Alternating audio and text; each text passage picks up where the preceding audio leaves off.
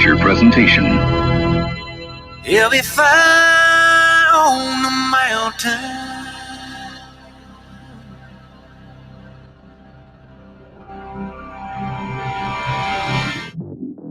JB and Darren on the JB and Goldwater Show. Line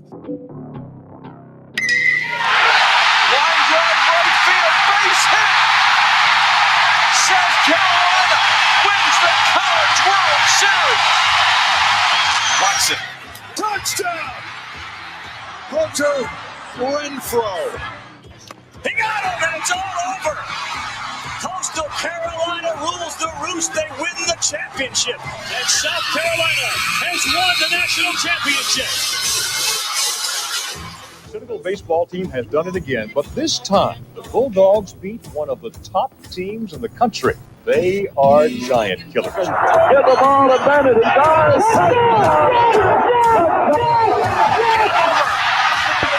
Gamecocks are in the Final Four.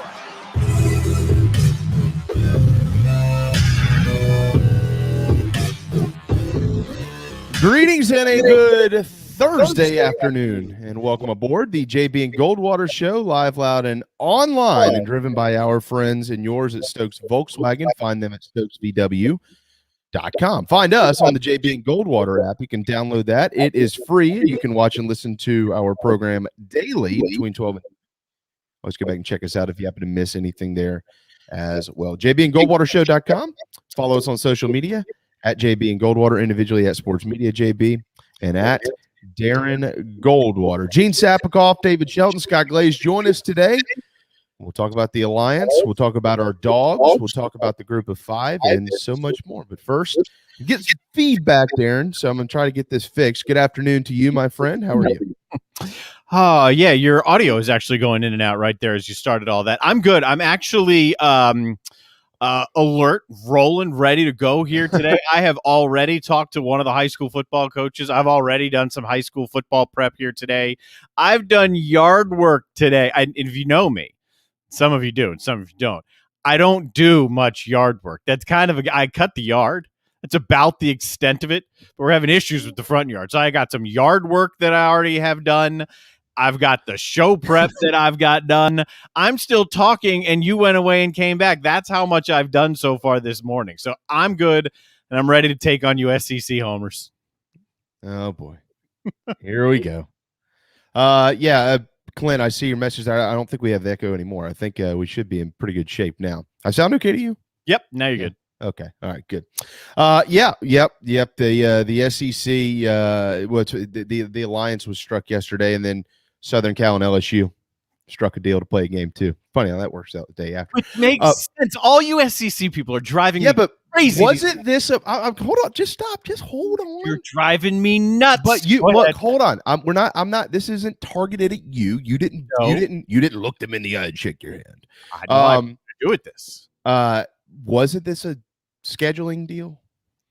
It's more it's not just scheduling, but it's part of it, right? Yes, B, the scheduling component comes in down the road because there are already pre-existing contracts. C, the scheduling component does not prohibit an SEC, Pac-10, Big Ten, whatever. It's just it could potentially make it harder if the scheduling idea that's out there is implemented, but it's not like it prohibits it. But the most important point is this is about going forward in the best interests of college football together. Greg Sankey even said that he can't do it alone and they can't do it alone. I agree. Yeah. So I agree with that.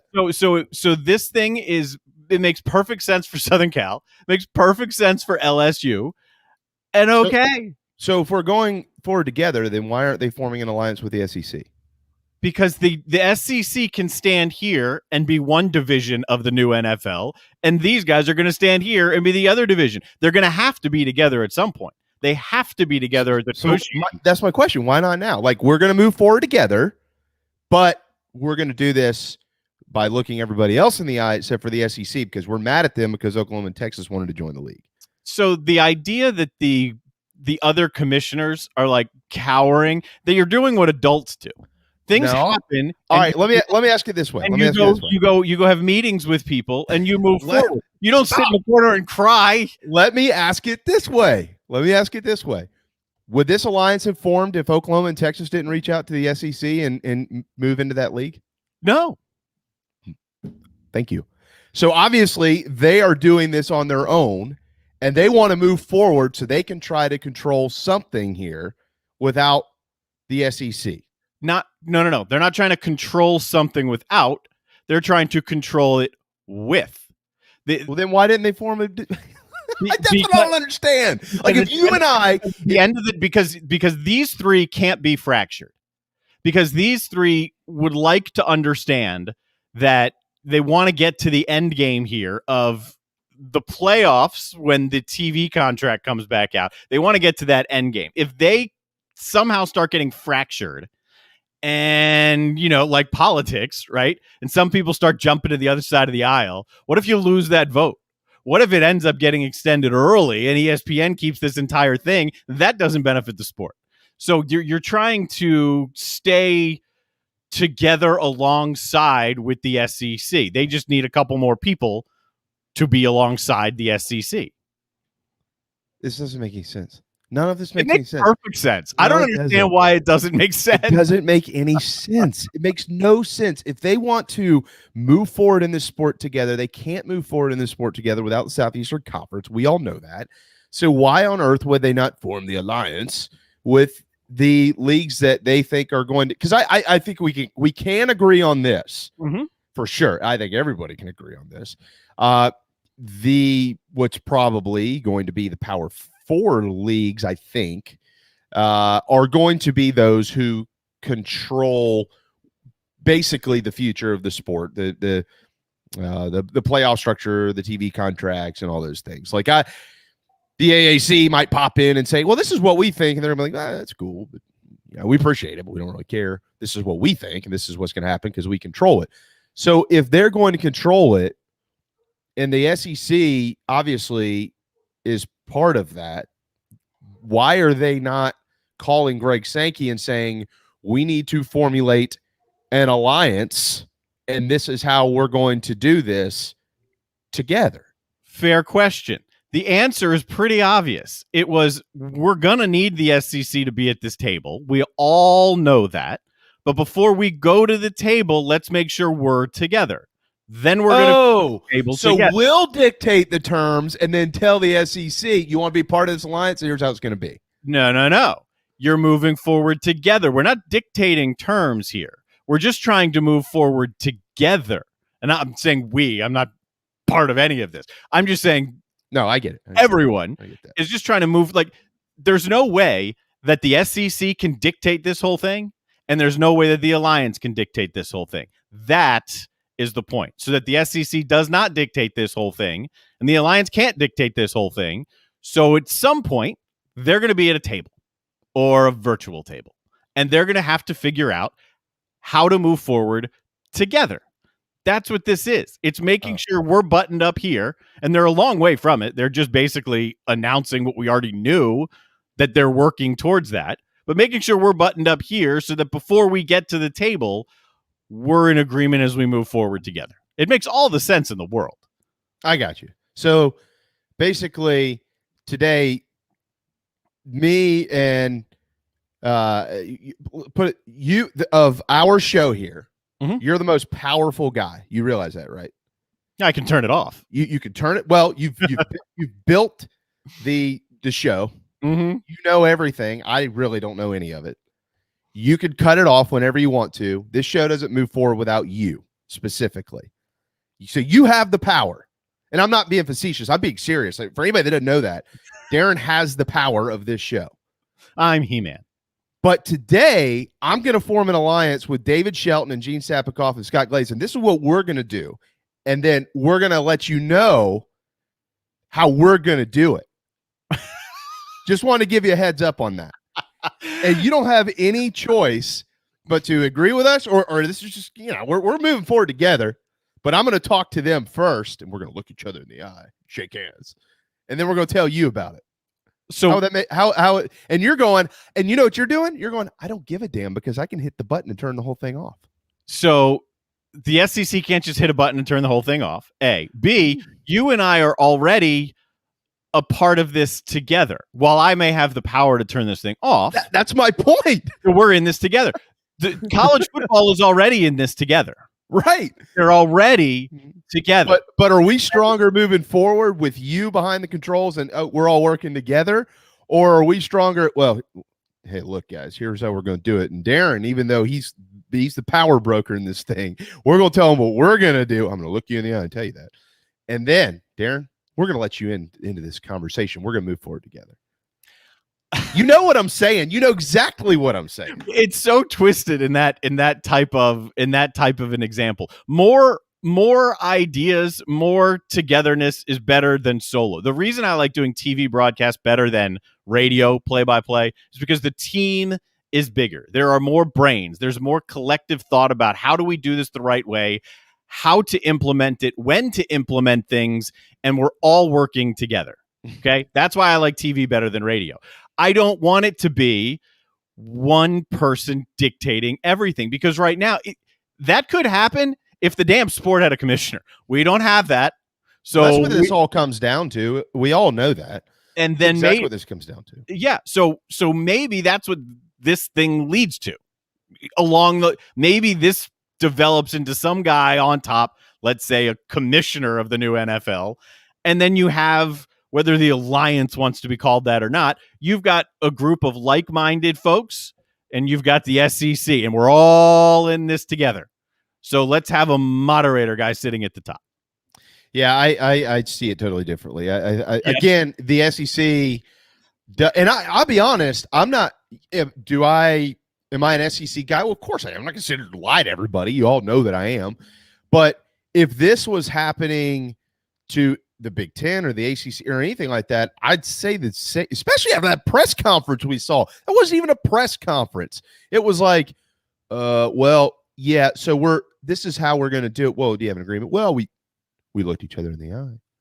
I said hello to him. He said, hey, back. We winked. I would see it the same way. I think that college football, this is what I personally think, college football is America's best sport. And it is within the sport as well. Like I put college football above everything because it touches every community. You know what I mean? I mean, there isn't Major League Baseball or the NFL in Montana, but there's college football, there's college athletics, or in South Dakota. You know what I'm saying? So, I mean, with the exception of Alaska, college football can literally touch every community somehow. And we all feel like you feel a part of Penn State football because you went to Penn State. Mm-hmm. I didn't go to Green Bay. I'm not a part of the Packers organization. You know what I mean? Like, you see what I'm saying? So like, that's why I think it's the best and everybody's the most passionate about it and things like that. We could get into this whole conversation, but it's pointless. So I want to protect it. And this Alliance thing, like, I'm not against it. I think the press conference was stupid.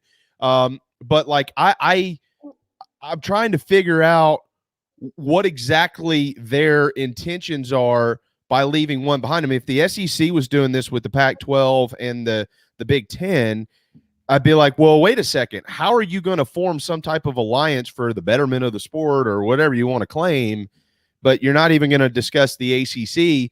If the ACC had added Oklahoma and Texas, it would appear to me like, well, this is a power move. We're going to flex on them and we're going to tell them how it's going to be. I don't agree with it all. I think that they should all, Greg Sankey, we all know this. We're not stupid, right? He's the most powerful guy in college athletics. Why would you not want to work with the most powerful guy in college athletics? I don't understand that. You do, but you want to do it in a way that you also ensure that the most powerful guy in college athletics doesn't do what you just said you're kind of scared of, kind of hurting the game itself. You want what's best for the game, the pageantry, the future of it. The future will look different. How different is it going to look? Is it going to be dominated by one guy who takes his league, which it's his job to look out for the best interest of his league? That's like exactly his job. Will that alone dictate the future? or can the future be dictated by multiple people who just are right now saying, I don't want this guy to go do it by himself right now? Because right now, he could probably pull that off. We don't want that to happen. We want the best interest of the sport of college football, as you just said. Well, let's hope that somebody signs something, even if it's just signing, anything, a notebook or somebody's diaper, something. Sign something that says, well, this is what we're going to try to do, because the handshake agreement. When I saw that LSU Southern Cal news yesterday, I was like, well, that happened quick. Because I agree with you on premise. I know that we're bickering back and forth. I agree with you on premise. First of all, there's no signed agreement. It's a handshake agreement. And nothing ever said you can't schedule games with the Southeastern Conference or anything like that. It looks like they're trying to work out some details as to how they can all schedule each other, which that's probably going to cause some problems. I saw Dabo yesterday said that he liked this whole Alliance deal. I bet you do, until somebody says, oh, by the way, you drew Southern Cal and Ohio State this year.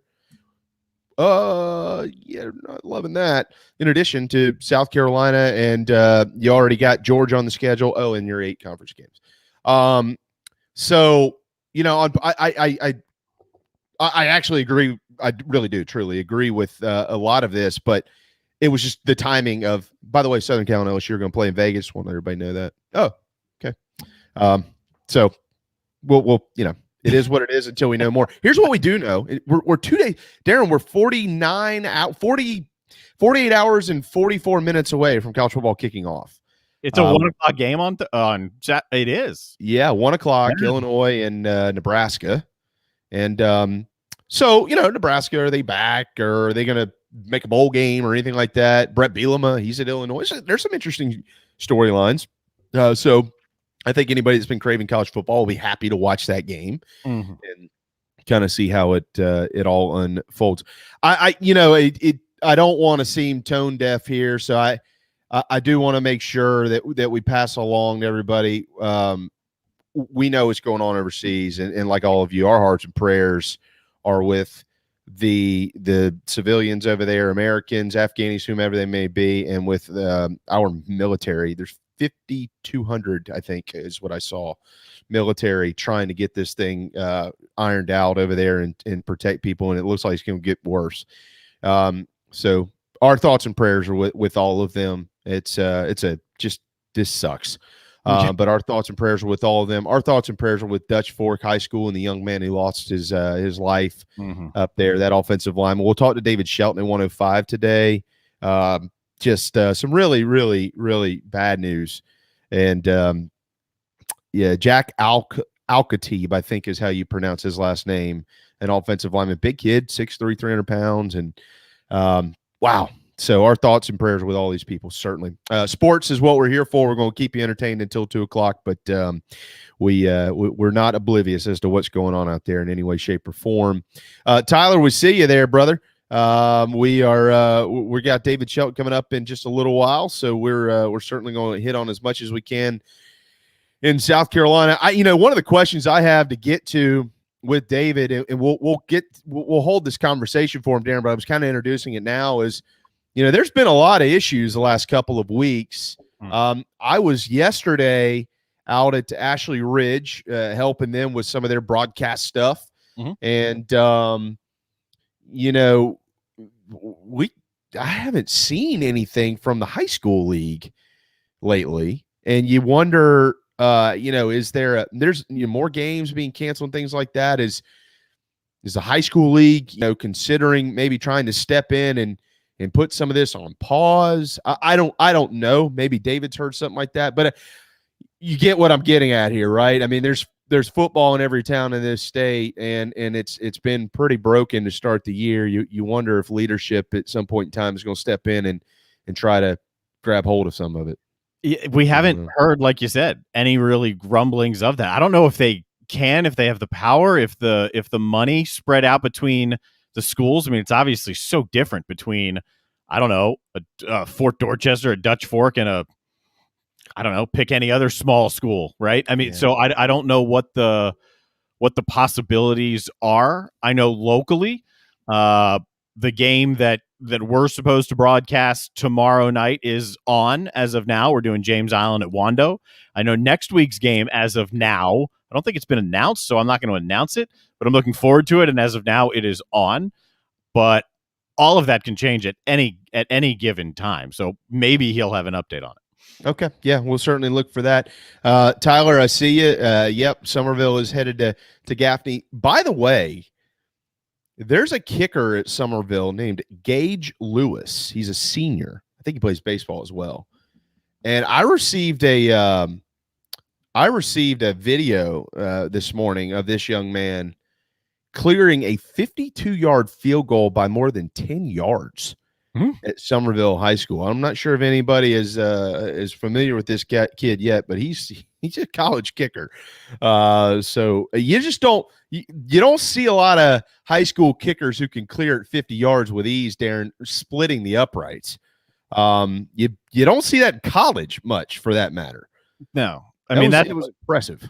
Kickers rarely are going to go on a full ride to a major school. I mean, you're going to bring them in there and they're going to get what they need. That's the type of thing that gets a kid a scholarship to go kick Power 5 school. Yeah. That was sweet. I mean, I was like, holy moly, this kid can get it.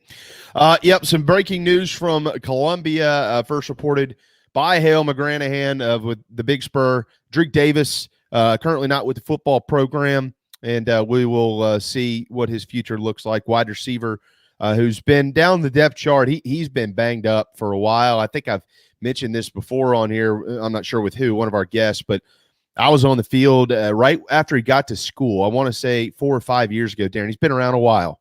And because of injuries, he could probably be around another few years. But this poor young man is dealing with it. But a few years ago, I was on the field with Marcus Lattimore before one of the ball games, just kind of chatting about some kids. He said, keep an eye on this Drake Davis kid. He can really play. I got a feeling he's going to have a big career here in Columbia. And then he just continued to get banged up. Had a nice freshman campaign and then just started getting banged up. So we'll see what his future looks like. But Shane Beamer has put out a couple of quotes. One of them in a statement actually provided directly to Gamecocks Central. It said Drake is not with the team right now. He's battled injuries during his time at South Carolina, and he's going to take some time to focus on what his future looks like. So we'll keep our eyes on that as far as the Gamecocks go. Everybody's got their eyes on the quarterback position and who's going to start game one and things like that. No news there just yet. Gene Sapakoff, in about 13 minutes or so on our program, he'll kind of preview football in this state because it's all set to go. 1 week from today, the Citadel is at Coastal Carolina. Boys and girls, next Thursday. Can't wait. There's actually a lot of games of interest next Thursday night that we're fired up to watch, and we're certainly looking forward to discussing that with Gene. Group of 5 teams are going to try to crash the playoff this year. They try to every year, Darren. If I asked you today, I said, hey, look, man, give me one. I got one team who's going to make it. One group of 5 team. Who would it be? At the moment, because of where you think they're going to be, how well they played last year, the expectations for Cincinnati, that's where I'd go. Yeah. If I want long-term, the long-term sustainability of it, while Cincinnati would bristle at this because of where they are now, I'd say Central Florida. Yeah, I'm a Gus Malzahn fan in this sense. I think he is a hell of a fit down there, and I think he's going to do really, really, really well. By the way, reports out there that Central Florida has been contacted by the Big, whatever it is, 12. No shocker if they were to try to maintain themselves. I would think we've discussed this before. Central Florida they're that type team. Cincinnati, Central Florida, BYU, Boise State, probably next on the docket. If the Big 12 is looking to try to stay relevant. But I'm with you. Cincinnati, they return a lot, man. And when you look at the preseason AP top 25, you get Cincinnati in there at 8. The coaches have them at 10, Darren. And then what's ahead of them, is there if they can win, right? If they can win, their job, Cincinnati's job, is literally win every game, because group of 5 teams who win every game get shut out of the playoff. Group of 5 teams who lose a game get shut out of the playoff. So your job is don't worry about anything except you. And you need to go win. Try to get to 13, which would be a conference championship, 13-0 for Cincinnati. But so you look at what lies ahead of them, and you go, oh, all right. So you got A&M, you got Georgia, you got Bama. All right, so maybe those guys can find a way to beat each other up. Can Georgia knock off Clemson, and then maybe there's another upset somewhere down the road for the Tigers? What happens with Iowa State? Are they really as good? I mean, these are the programs that if you're Cincinnati and you take care of business, these are the programs that you're going to have to just keep your eyes on. What are they doing in front of you? All of those teams are not dropping behind Cincinnati. It's not going to happen. You have to hope that a lot of them do. And then if you're Cincinnati, you have to look at your schedule and go, okay, do we have opportunities to, like, in that schedule, is it just a wash? We're just going to roll right through it, and our record is going to be our 12-0 is 12-0. We're going to beat our drum because it's 12-0. Or is it 12-0 with power? And then with a conference championship game, 13-0. And Darren, they would have as much of an argument, if not more, than, hold on, don't beat me up, Tiger fans, Clemson, if they went through at 13-0. Why would I say that? Because they're on the road at Indiana, and then 2 weeks later, they're on the road at Notre Dame. If you win those games, how would you not be highly considered, especially if you're undefeated, for the college football playoff? What else is there? Not much. They've got Central Florida at home. Is there any other tricks out there? Maybe at Navy. You just don't ever know when you got to play Navy on the road, but they're not that good. So it would hinge on those two games, and then you're talking about the fact that you started in the top 8 or the top 10. There could be enough there with those two ball games if they can win them, Darren. It'll be fascinating to watch. If Cincinnati runs the table, yes, the wins against Indiana and the win at Notre Dame, they'll be big. They'll be huge for their hopes. But if you match them up against a Power 5 team with one loss, I think that was your example there. Like, say Clemson has one loss and they're undefeated. Did I get you right there? True, and let me clarify on that as well. It would probably need to be a Clemson, like a loss against Georgia. You know what I mean? Not the late loss type situation. Right, because the ACC is obviously stronger than what the American is. So any type of run through puts Clemson higher than Cincinnati. But if Cincinnati, do you have a legit shot? Sure. Because you can play this out in your head. If the legit shot hinges on, hey, can you go beat Indiana and Notre Dame and everyone else on your schedule? It's a big hinge. But if that happens, and then play this out, Clemson and Georgia, fine. One of them, let's say Clemson wins that game. Let's say Clemson drops, I don't know, some other game. Let's say Uyunglele gets hurt and they drop some game. Georgia loses along the way, then loses in the SEC championship game. Right. That's 3 losses. They're out. Then you got Clemson with 1 loss to who knows who, and you got Cincinnati undefeated. You can play your way in here. Who knows what happens in the Big 12 with Iowa State and Oklahoma? Texas is a factor. If you do your part, you're going to put yourself in position. Yes.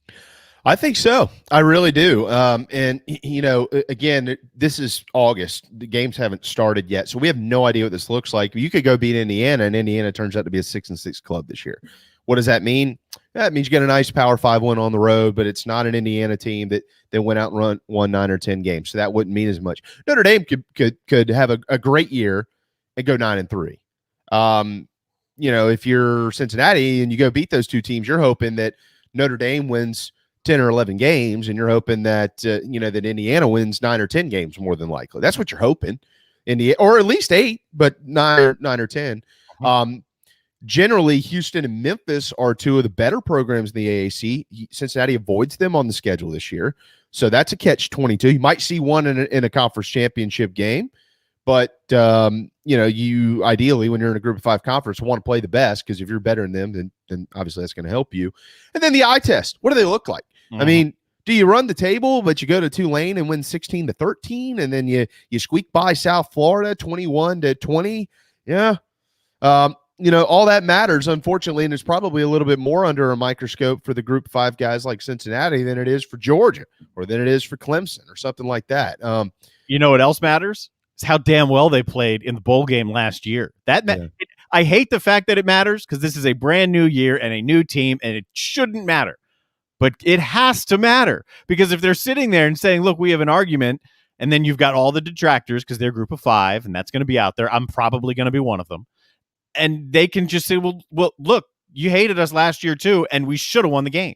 Yeah, absolutely. There's no doubt. So, if you had to put odds on a G5 team making the playoff, I'd say they're not good. I'd probably say less than 10% or something like that. But it's something to keep an eye on. Outside of Cincinnati, I don't see it. I don't see it. We're right here in the state of South Carolina, and you'd love to prop up the Chanticleers of Coastal, but they don't have a chance. Their schedule isn't remotely close to good enough. It's not even close. Louisiana, no. If you go win the game against Texas next Saturday, does that give you a jolt? Of course it does. Does that mean that you're good enough to play in the college football playoff? No. So I don't see anybody from the Sun Belt, even though we might want to think that, hey, they deserve this shot because they're undefeated. Sorry. Yeah, the American is also such a better league. So teams coming out of there inherently, if you're undefeated out of the American, you're undefeated out of the Sun Belt, odds are the perception is the schedule that you went through in the American is much harder than the schedule you went through in the Sun Belt. Certainly. Yeah, I absolutely agree. So will there be a G5 team that crashes the playoff? If you're going to bet on anybody, you better bet on Cincinnati because I don't see it from any of these other guys. But UCF and Boise play next Thursday night. Certainly looking forward to watching that one. Maybe one of them says, hey, don't forget about us. We claim national championships in Orlando around here. Even if you don't invite us in, we're going to claim it anyways. I don't know how to pronounce the name of the new Central Florida athletic director, but there's a couple good articles about. He basically made this whole big presentation. It was essentially like a pitch to anyone to take Central Florida, but inside that pitch, what's going on down there is super impressive. There's a framework that is built down there that had already started, obviously, but the plans moving forward are also there. There's a framework there for Central Florida. So I'm very interested. I'm eager to see where they can go and if that can be one of the teams that separates kind of with the rest of the group if and when that happens. Man, I think it is a matter of when, not if, for UCF. I really do. They have everything, and you just saw the plans, right, for around the ballpark. So, yeah. They think that they have a place amongst the Gators, the Noles, and the Canes. Yes, in the state of Florida, they believe that. Maybe the Big 12 gives them a chance. We'll see. 12:32 Thursday afternoon to my firstborn and to my second-born, my dogs, Capers and Deweese. Happy National Dog Day. I love the both of you. Capers will be 14 in January. Deweese will be 6 on Christmas Day. And they are as happy as could be when they just get to go out and pee in the yard. So we certainly love Capers and Deweese around here. And for you, I know that old JoJo is celebrating in style over there today. Yeah, I'm sure he's rubbing around on something and licking his paws somewhere and barking at somebody. That's right. 12:33 on a Thursday afternoon. Gene Sapakoff knows a little bit about barking. He gets barked at often over all kinds of things. He's going to join us next right here on the JB and Goldwater Show, driven by Stokes Volkswagen. This is Mike Mazzell for Stokes Volkswagen on Ashley Phosphate Road with exciting news. It's springtime and we're playing ball. Most dealerships don't have any inventory, but at Stokes Volkswagen we do. So we're playing ball on every new Volkswagen in stock. Every new Volkswagen available with 0 down. Qualified buyers can sign and drive with interest-free financing for 60 months. Remember, Stokes Volkswagen on Ashley Phosphate Road is the fastest, easiest way to sell your car and get the most money for your trade. Plus, we'll take any trade in any condition, paid off or not. Is your credit in a slump? Strike 2! If you've got $500 down and you make at least $2,000 per month, our lenders can get you approved. So If you want to strike out, that's okay. But if you want to hit a home run and save on a new Volkswagen, it's us today at Stokes Volkswagen on Ashley Phosphate Road or StokesVW.com. $16.66 per month per $1,000 borrowed for 60 months at 0% APR with 0 down. Plus tax tag. Includes $499.50 administration fee. Subject to VCI credit approval. Expires month end. Peace and love at Stokes VW. Wando Power Equipment, the trusted home of Hustler zero-turn residential and commercial mowers. There is nobody more trusted in South Carolina than our friends from Wando Power Equipment. They've been providing elite commercial and residential service for over 30 years. Landscape Services have turned to their selection of Hustler zero-turn mowers like the Raptor. Bigger, stronger, faster, and the most durable Raptor Hustler has ever designed. Located on Daniel Island and online at wandopower.com. Wando Power Equipment, owned by the Price family, the home of Hustler zero-turn mowers, rentals, service, and specializing in family and friendship. Shrimping season's back. That means local caught shrimp. That's right, local caught shrimp back on the menu at the Dog and Duck. All 3 locations, Bell Hall, Park West, and Clements Ferry Road, now featuring once again local caught hand-breaded shrimp, plus other daily specials like the Game Day Burger every Wednesday, Rib Night on Friday, rotating taps all the time, and all the TVs you can possibly imagine for whatever you want to watch. The Dog and Duck in Bell Hall, Park West, and on Clements Ferry Road. What's up, everybody? This is South Carolina singer-songwriter Patrick Davis, and I might live in Nashville, Tennessee now, but guess what? I can always keep up with the news back in South Carolina because I've got the JB and Goldwater Show. Thank you, JB and Darren, for being live, loud, and online. 12:36 on this Thursday afternoon. Welcome back to the JB and Goldwater Show, driven by Stokes Volkswagen. It's a thirsty Thursday afternoon, which means you should probably go to the Dog and Duck. From what I understand, though, Bell Hall is closed for a couple of days, taking some time off. Bell Hall's getting a little time off. They're rolling.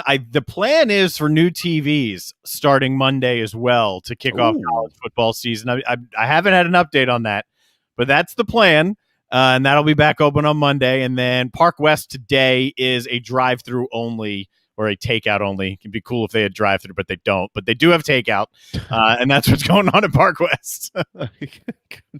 Well, if you want to go to the Daniel Island, the Clements Ferry Road location, you can do that. About that. Yep.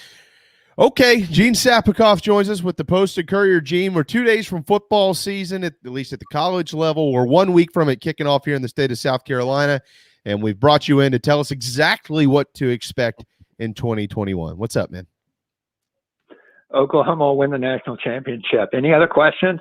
Well, wait. Who are they going to beat? I was just wondering if you guys would ever consider doing a live segment or an entire show from the drive-through lane at Dog and Duck. Yes, of course, absolutely, absolutely. Yes, I'd like to hear that. Oh, I would have fun doing that. Yeah. I know you would. Yeah, we'd keep him sober till 2. Maybe. I'd be all in for that cheeseburger and those chicken wings. I know that. I don't know if we get through this show with a full belly, but yeah, if we do that, you want to stop by and hang out with us, we got a headset for you. Mm-hmm. Well, yeah, and that's why I always eat before I come on this show, because otherwise I just get too hungry hearing you guys talk about it. Their rates are going up with that endorsement. Great, goodness. Well, Gene, we're about set to go when we talk to you next week, which hopefully we do. Hopefully you pencil us in somewhere. We'll obviously be talking about the games, but we're wrapping up fall practice. Citadel, Coastal Carolina, kick it off next Thursday. What excites you about that matchup? What excites me is that I had a long conversation with Jamie Chadwell the other day, and he is pretty convinced that even though Coastal Carolina will be circled as the team to beat on the schedule of virtually every team they play, and yes, that includes the Kansas Jayhawks, because they've beaten them twice in a row and ran less miles out of college football, that he still thinks that Coastal Carolina is the hunter and not the hunted. And I expect a butt-kicking performance by the Chanticleers. So, with all respect to all the great things that Brent Thompson has done with Citadel, I think Coastal being on TV and just having any sort of football game that counts in standings or whatever, that I think they're going to be really good this year. So, all right. So that game next Thursday, 7:00 ESPN Plus.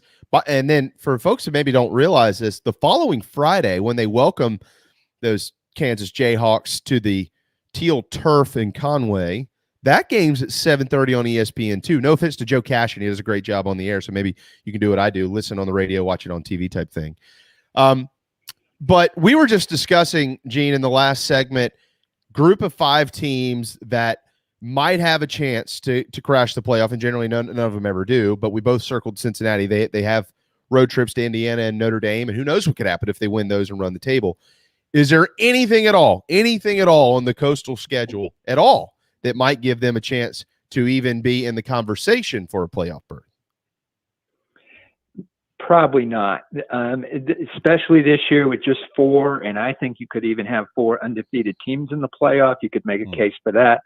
And they just don't have that game. I mean, if you look at the way they tried to schedule, a team from what was formerly known as the Big 12 with Kansas in it, but they're just not good. So that wouldn't do it. They'd have to, if they won every game by 21 points or something like that, I guess they'd get some notice. But realistically, no, they're not going to be one of the final 4. Their hope is to try to get to be, in a New Year's 6 bowl, which they were in the mix last year, and they could be in the mix again this year.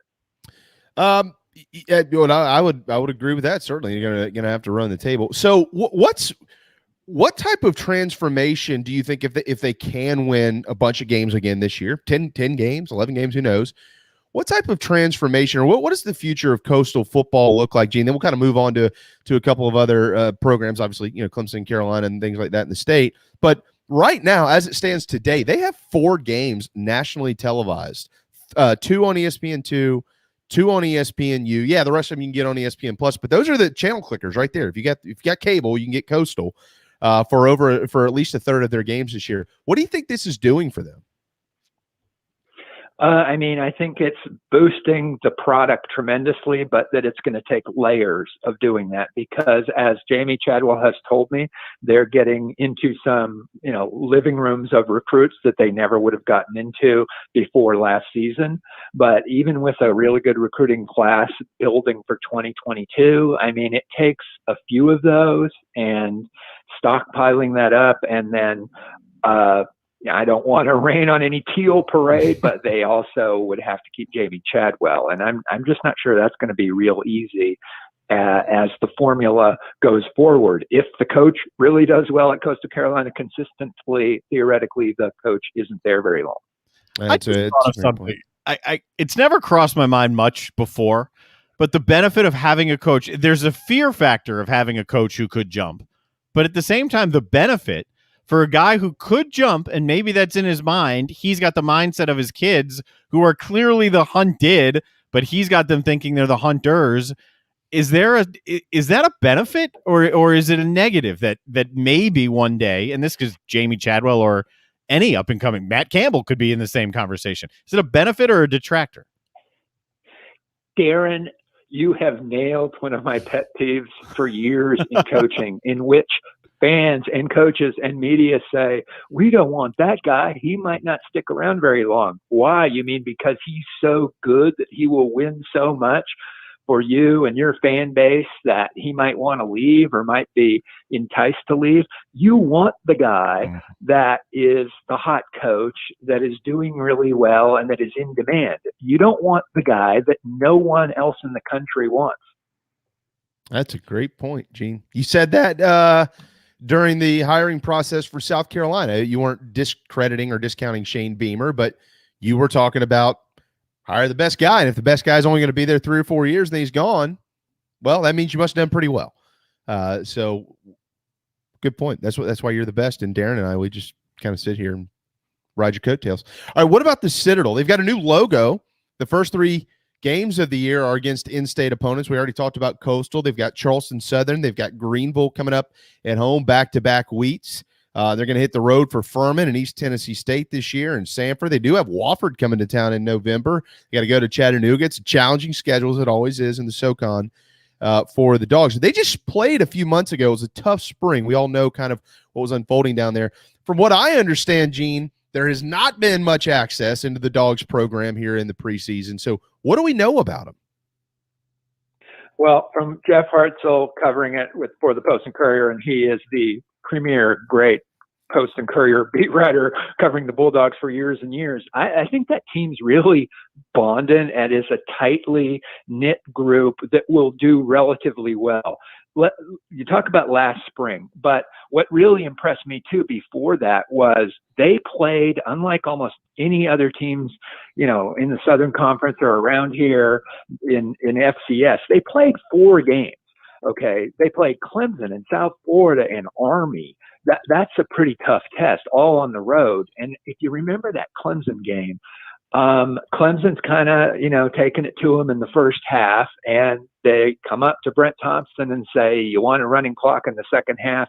And to paraphrase was, we don't do that at the Citadel, and went on to play one impressive second half up at Clemson. And I just think stuff like that carries over. I totally agree. We know that they've got tough kids down there. They've taken in some transfers and things like that. As I always say, go Dogs. Go Dogs. All right, they do have CSU. Props to Autry Denson. Big fan of this guy. I've spoken with him before. Gene, I know you've spoken with Coach Denson. What a great man. Comes from a winning program, obviously, at Notre Dame, one of the best running backs, if not the best ever in the Irish program, which, by the way, apparently the leprechaun is offensive.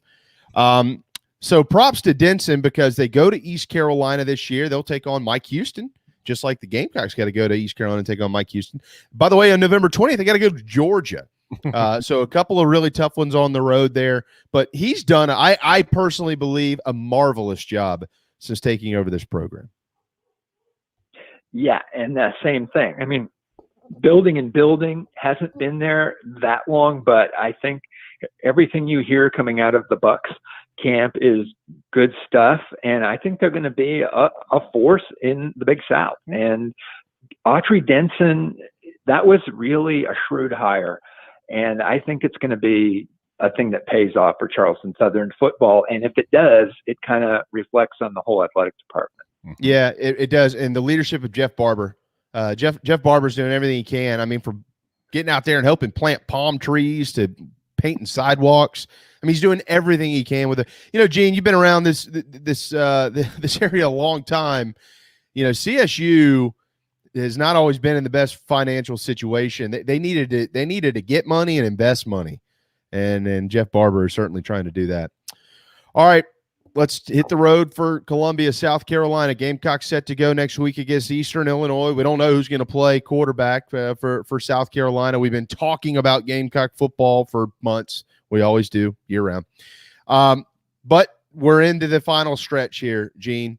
As we approach the season, your predictions for Carolina year one under Shane Beamer.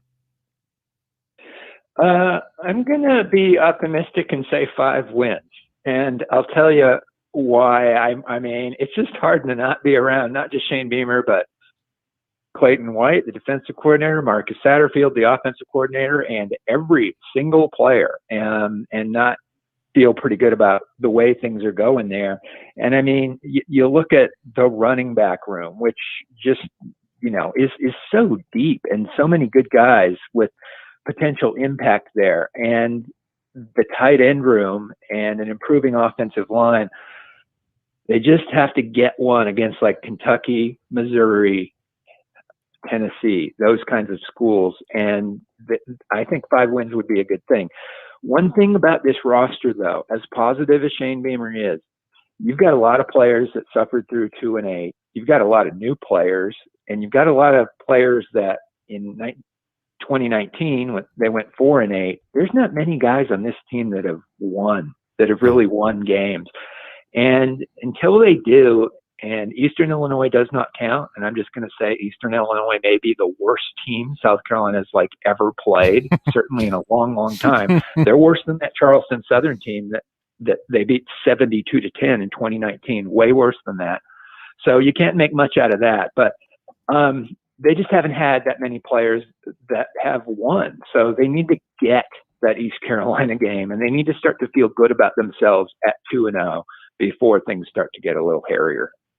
I think it's beautifully said, honestly. If this season was starting off in week 1, even against Vanderbilt, which we know is theoretically, at least right now, the worst team in the Southeastern Conference. How would that change your initial outlook for Gamecock football? We're all expecting to beat Eastern Illinois, but it's a slow ramp up until they get to the meat of the schedule. How would it be different? How would we be discussing them differently if they had ECU, even for that matter, in week 1 on the road in Greenville? Not too much, just because this coaching staff is new at what they're doing. I mean, Marcus Satterfield, he knows a lot about offensive football, but he's never been an offensive coordinator, and he's certainly never been doing that at SEC level football. So I just think that sort of makes them almost like we don't know what we don't know. And the enthusiasm is as it is with somebody that's trying something for the first time and they just don't realize how difficult it is. And it's just kind of fun. I mean, you look at this roster, guys, and I talked about how there's not very many players on this team that have been through a winning season, which was 7-6 in 2018. And, there's not even that many guys, but I'll tell you, they do have one player on the team in uniform taking snaps who has been around a lot of championship level football and a lot of playoff football. And that's Zeb Nolan. So it would be interesting to see, what he can do. I don't know if he's going to start against Eastern Illinois, but I'm pretty sure he's going to get some snaps in that game. And it's going to be fun to see what happens with him. And whether or not Zeb Nolan plays much this year, he's certainly been a very positive vibe around that football program. Mm-hmm. Oh, there's no question. I mean, he's going to be a headline, Gene, and he'll also be a punching bag for rival fan bases because of the story, most notably Clemson and Georgia and guys like that, obviously. What is important early in the year for Gamecock fans to remember or to understand, regardless of what the record is? If it's 2-0, if it's 1-1, if it's 2-2 after 4 games, 3-1, 1-3 for that matter. What is important for Gamecock fans to understand about the this new era? I think what you want to see is really important game management decisions early on that were better than what we've seen. And it might be subtle little things like clock management, but those kind of mistakes, if they're consistent, really pile on. And if they're done well, can really help you win games. If not on that particular Saturday, on another one going forward. And then specifically, like on offense, I'm looking for the receiver group, the wide receiver group, to step up, because I have confidence in the running backs and tight ends. And then I want to see, some tackling, the guys that are making the plays they are supposed to make, because that didn't happen enough last year. Even in a game like Florida, I mean, if some tackles were made at the right time, South Carolina is in position to pull a huge upset in Gainesville, and we can go on and on dissecting other games like that. God, that's the truth. Throughout history. Yes. Yeah. Been a lot of that. Final one on South Carolina, then we're going to head to the upstate for, once again, national title contending Clemson. But over the last 8 months, since Shane was named the head coach at South Carolina, I guess it's longer than that. I guess basically 9 months now since he was named the head coach at South Carolina, Gene, to where we are, basically a little over 1 week from his first game as the head coach of Carolina football. Evaluate that period. Did it go better than you expected? Did it go as planned? Was it less than you expected? Kind of summarize what we've seen from his leadership and his coaching staff since he was hired. It went better than I expected, I think. And the reason I say I think is that the two key areas that went better are recruiting and just comprehensive buying in of the squad. Now, I think it went better in recruiting because there's all these commitments and they're doing pretty well in the rankings, but those guys actually have to sign and show up on campus.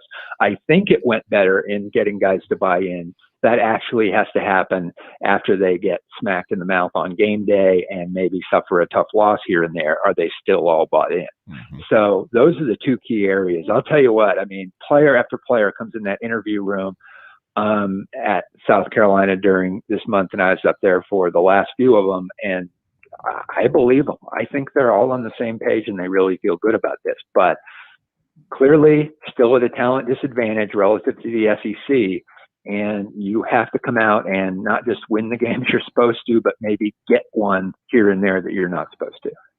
12:54, perfectly said on this Thursday afternoon.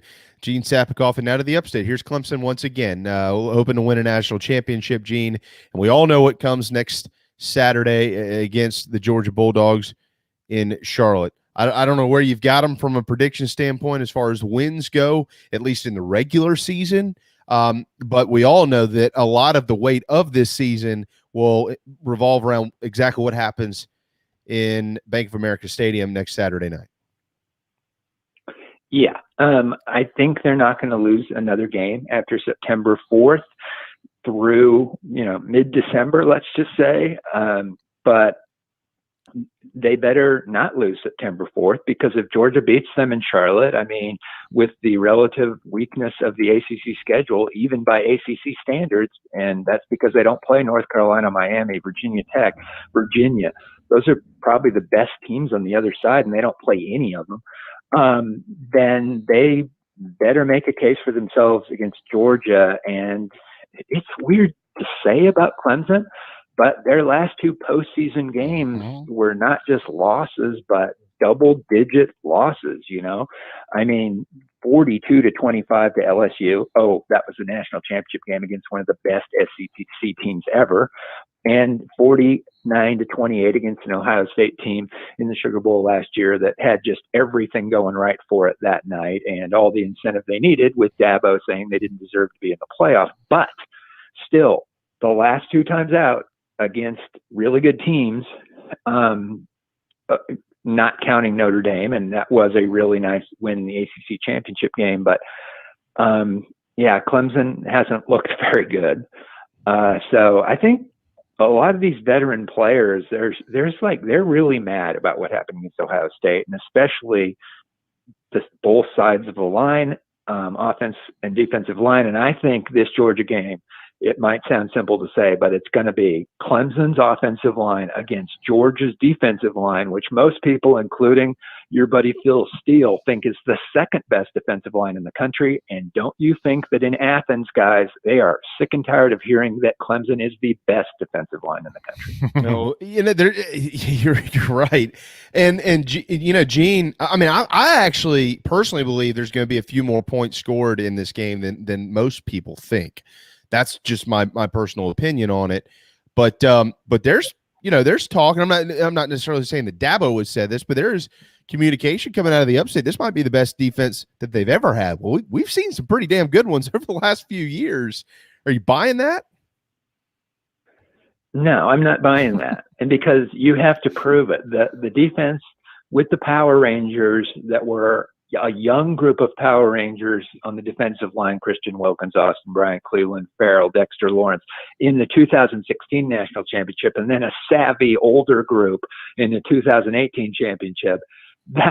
Those are the two best defenses until these guys win a national championship and do so in dominant fashion like those guys did. I mean, dominant fashion in both the semifinal and national championship games. Until this defense does that, I just,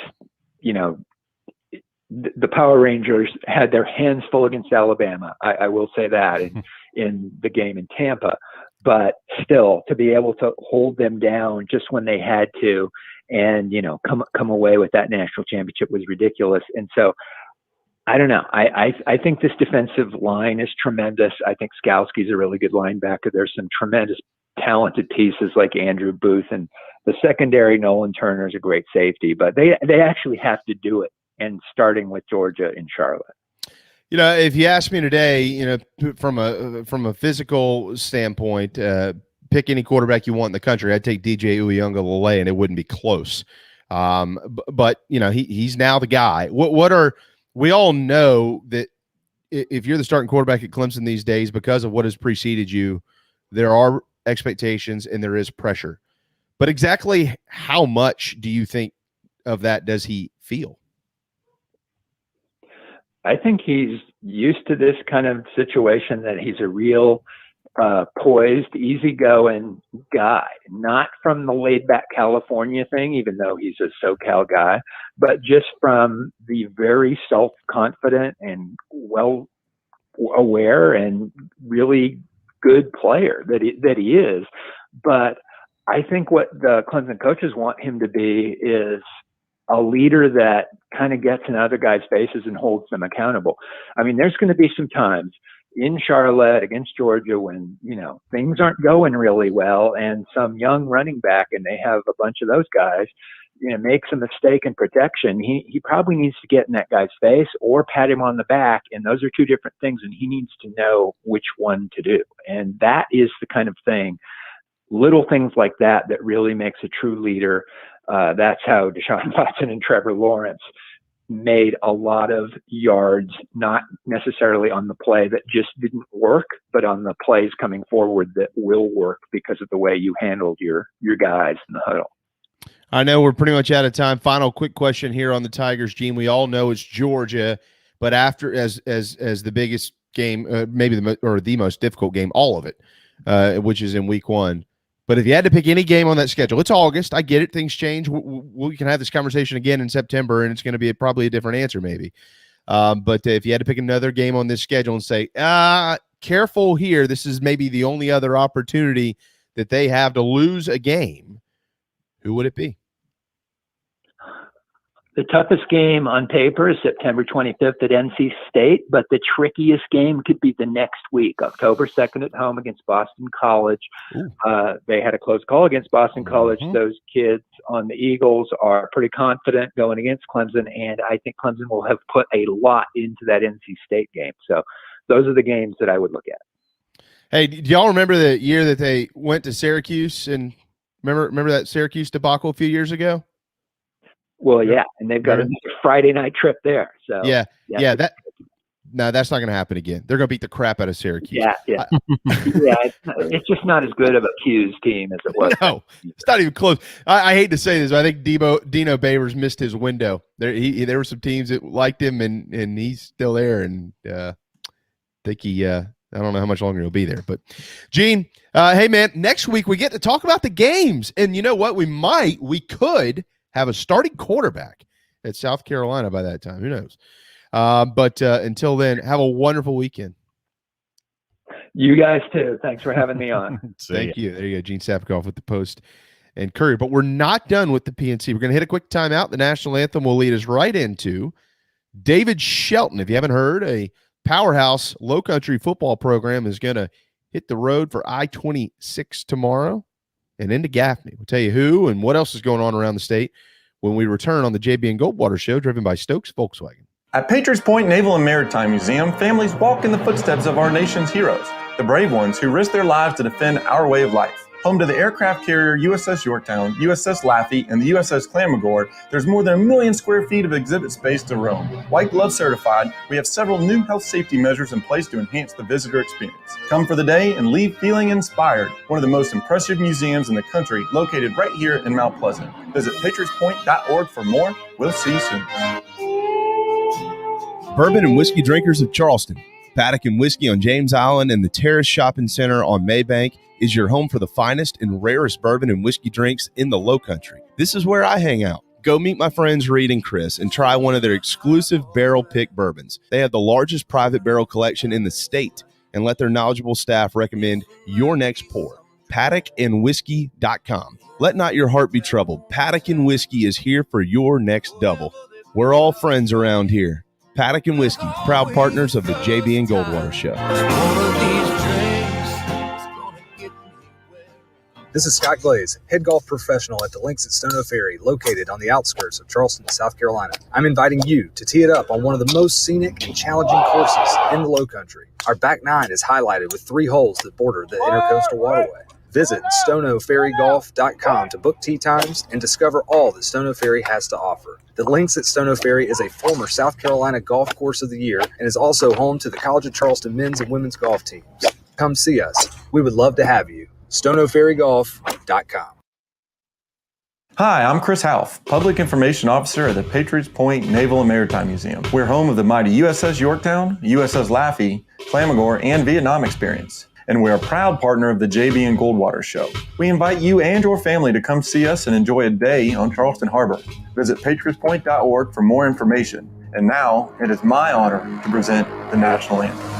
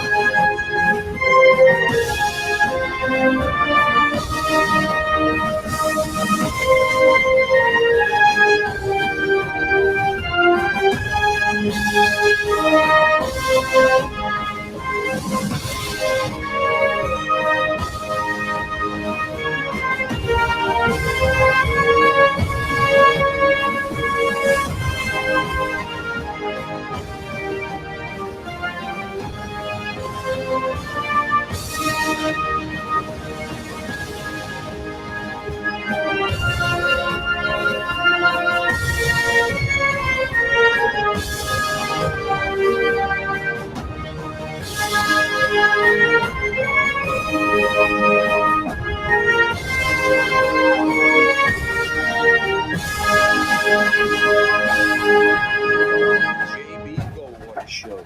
Live, loud, and online. 105 final hour Thursday afternoon. Welcome back to the JB and Goldwater Show, driven by Stokes Volkswagen, stokesvw.com. Make sure you follow us on social media at JB and Goldwater, individually at Sports Media JB and at Darren Goldwater. Download our app, head to jbandgoldwatershow.com as well. Thanks to Gene. Scott Glaze ahead. We'll dabble in some golf, and Darren can let out his frustrations with Live 5 News to Scott Glaze about not being able to see the end of the tournament on Monday. Yeah, it's coming up again. I'm sure I'm anticipating that. Football. It is in the air. High school football will be played tomorrow night. Heck, there might be some games tonight. I don't know, but certainly COVID has been causing issues, and David Shelton is one of those in this state is doing the very best he can to keep up with it all, and so we've got him now. Hey, David. What's up, guys? So, what you doing? Oh, I'm bored. I got nothing to do, Jamie. I'm just sitting around waiting on Darren to call me to be on your award-winning, what do we call this, a podcast? Or what is this? A digital sports program. Yeah. How's that? Okay. The old DSP, yeah, they're very famous. Yeah. We've reinvented sports. Yeah. I'm probably headed to get something to eat, and then I'm going to do some work and, kind of what I do every day, eat and work. Sleep. Well, I guess we probably consider ourselves in that group as well. That it's a neat little club we're in here, David. So first of all, the news from Somerville, the Green Wave are going to make the trip to Gaffney tomorrow night. Obviously, that is coming off of some awful news, which happened up at Dutch Fork. So, as I said earlier, all of our thoughts and prayers continue to be with Jack Alcatib and his family. Just a horrible situation. So, your thoughts on that, certainly, and the challenge that will face the Green Wave. Well, the challenge that will face the Green Wave is monumental. This is, their game with Westside was going to be a challenge. The game that got canceled, that was supposed to be played tomorrow in Somerville, and then to go from Westside to Gaffney is a major step up for a team that hasn't played a game against a team that has played a game and is pretty good. The whole state was kind of really, really, really looking forward to the Dutch Fork Gaffney game. And obviously, for the right reasons, they're not going to play that game. But Somerville, desperate times call for desperate measures, and they wanted to play a game. So they take Gaffney. I thought for a while there that maybe Dylan and Somerville were going to get together because Dylan and Myrtle Beach got canceled today. But I think Gaffney was already in the works. So there's some people moving around games. It's going to be that way just about every Thursday and Friday. A team gets COVID, or the protocols doesn't necessarily have COVID, but the protocols warrant pause or whatever, the quarantine. So teams are going to be looking for games, and you're going to see teams put together. I mean, Somerville's going to play Gaffney with. How are they going to get ready? I mean, they're not going to have film to watch, and Gaffney won't either. But Gaffney's played a game. That's the whole point. And this Somerville team is kind of young in some spots, especially on offense, and it's going to be a huge challenge for them on week one to go to Gaffney and even compete. Defensively, I think they'll be okay, but boy, they're going to have trouble scoring on that defense with an offense that doesn't really have a lot of pieces right now. Before we get off the green wave, I want to ask you about. I got a video this morning that somebody sent to me, and I'm sure you know very well who this young man is. The kicker for Somerville, Gage Lewis. I was sent a video of him clearing a 52-yarder out there in Somerville, David, by well over 10 yards, and he split the uprights. What do you know about this kid? Is he on anybody's radar as a kicker? Oh yeah. He's one of the better kickers in the area. I mean, the thing about kickers, you got the kid at Oceanside, the kid at Hanahan, the kid at Philip Simmons, that Gage at Somerville. I mean, there's some really good place kickers in the area. There people are like, well, anybody recruiting them? Well, no, because nobody recruits kickers really until like February, when they realize they might need a kicker and they can get some guys to walk on or whatever. But yeah, Gage is one of the better ones. I mean, he's, I've seen video of McKinley at Oceanside hitting 55-yarders. And now the video, do you see, was it live, or was it just, It was practice. Yeah. Just practice. Kind of practice, like no rush. No snap, no holder. I see all that plays into it. You get a guy. I mean, I know a kicker that made 4 out of 10 field goals last year, and you're like, my God, he's terrible. Well, we didn't know that like 3 or 4 of them were horrible snaps that the guy tried to get down, and then he just kicked it and he missed it. That goes as a miss, but that's a miss on everybody. But yeah, it's not unusual to see a guy make a 55-yarder, in practice with the tee and no snap, no line, no rush, all that kind of thing. But what it does show is the leg strength. And obviously, if you can kick a football 55 yards or more in the air, that's pretty strong leg. Yeah, I mean, this thing, this didn't barely clear it. It was at the top of the upright, splitting it, and I mean, it was sailing. So I figured I'd ask you about him before we moved along here. All right.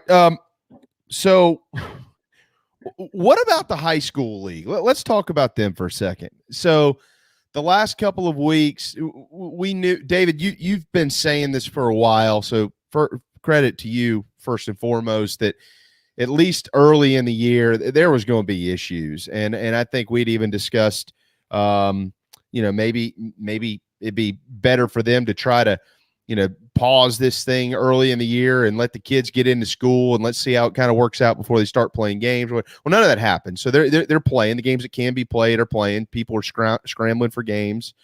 Where's the high school league on all this? I haven't seen any statements or anything like that over the last couple of weeks. What are their thoughts? Do you have any of that? Well, it's funny. I was just on a phone call with someone before we got on, and the same question was coming up. It's like, where's the high school league on this? So I'll tell you where the high school league is. The high school league is where the state is. The governor, the DHEC, none of them have shut down schools. If they're in school, they're going to play sports. Okay. If the governor, the difference between last year and this year, last August, the governor and DHEC shut down schools. So if you're not in school, you can't practice football. So if you can't practice football, you can't play games. So when schools came back in late August, they allowed them to practice again. And then they played games into September, and they played a 7-game schedule. And some people griped, but in all, we got through the season. But DHEC and the governor's office and the state legislature, I mean, I've not seen anywhere. I mean, I've seen a lot of, we need to wear masks on buses and we need to wear masks in class. That's all well and good. And we need to get vaccinated, absolutely. But I've not seen any clamor for shut down the schools.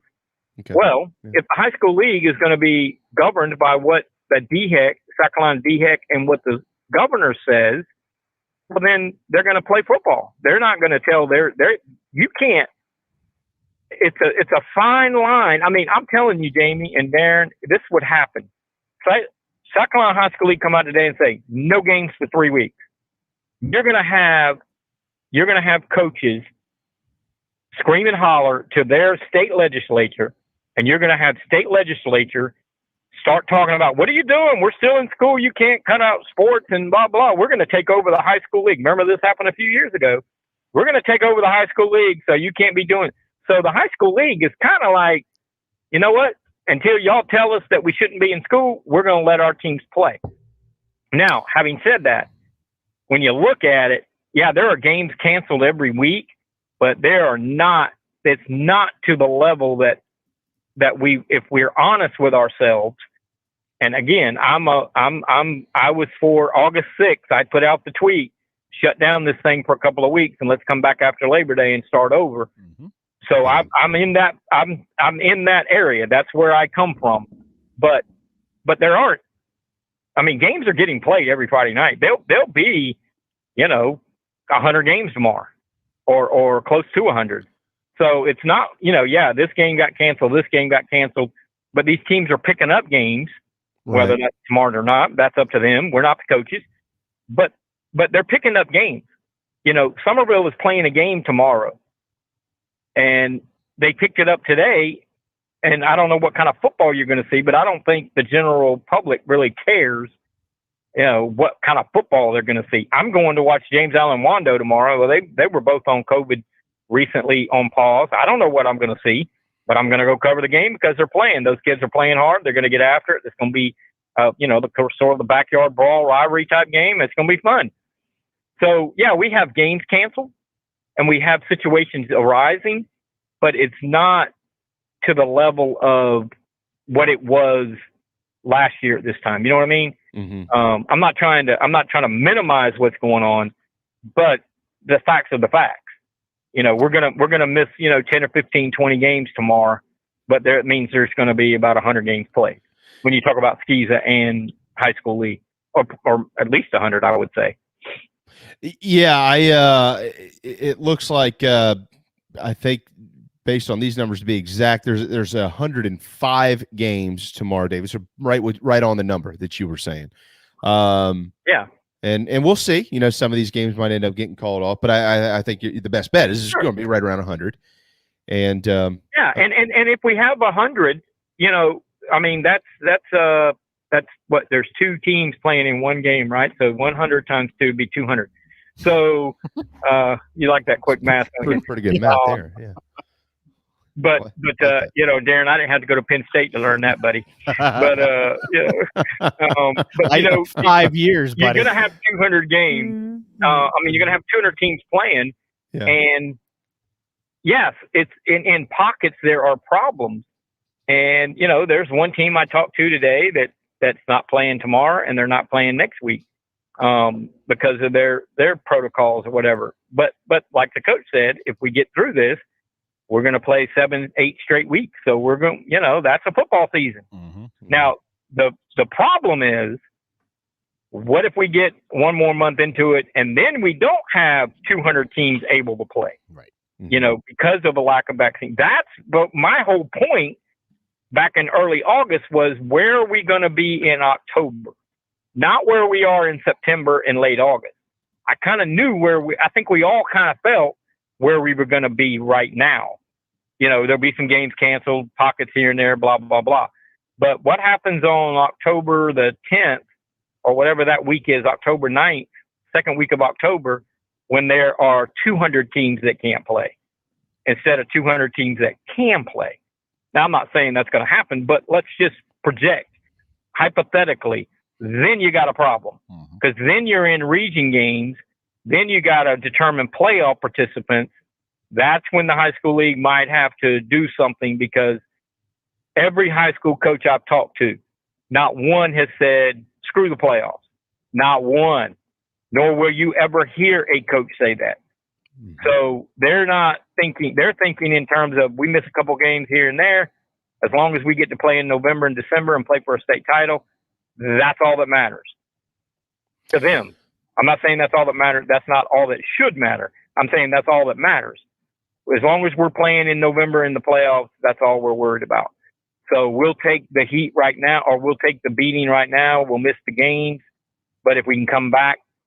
But as one coach told me yesterday, if more kids that are able to get vaccinated are not vaccinated, you're going to see more games canceled, because a vaccinated player does not have to quarantine. You understand? So my point was, in August 6th, let's take a break, work really hard to convince kids that want to play football. They don't have to do this if they don't want to play. But if they want to play their season, these seniors, take a break. Let's try to have a vaccine push.